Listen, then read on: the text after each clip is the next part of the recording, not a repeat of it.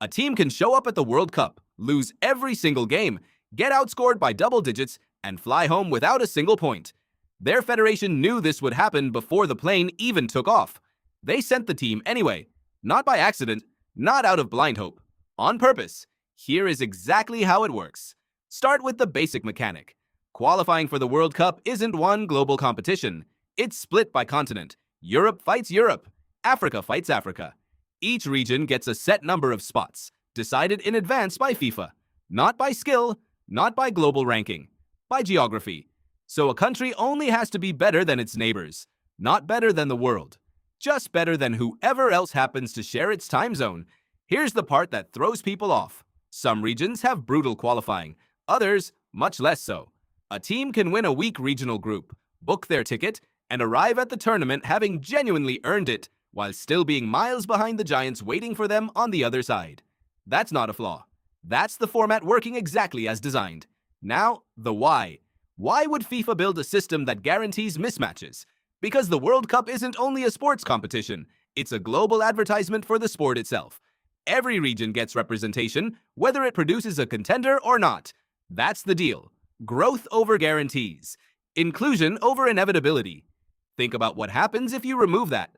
Entire continents stop investing in football infrastructure because there's no realistic path to the biggest stage. No youth academies. No domestic leagues worth funding. No reason for a kid in a country with one stadium to pick up a ball over anything else. The expansion isn't charity. It's seeding a market that pays off in 20 years, not 20 days. Here's the escalation, and the part that actually surprises people. Some of these federations don't even expect to win a single match. They say so, openly, before the tournament starts. The actual goal is smaller and, honestly, more interesting. One shocking result. One moment where the smaller team takes down a giant, gets replayed for a decade, and convinces an entire generation back home that this sport is worth their time. That's the real prize. Not the trophy. The headline. Now the twist most people miss. This system can backfire spectacularly in the other direction. Occasionally, a so-called weaker team shows up and doesn't just survive.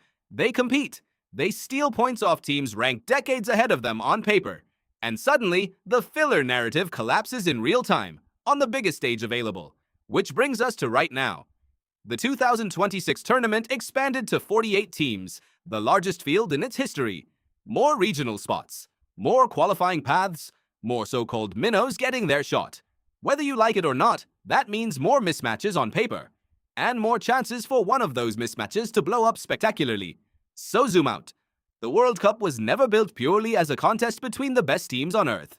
It was built as a stage with guaranteed seats for almost everyone, because the sport's growth depends on showing up, not just showing out. Some teams arrive knowing the scoreline. They go anyway, because the scoreline was never really the point.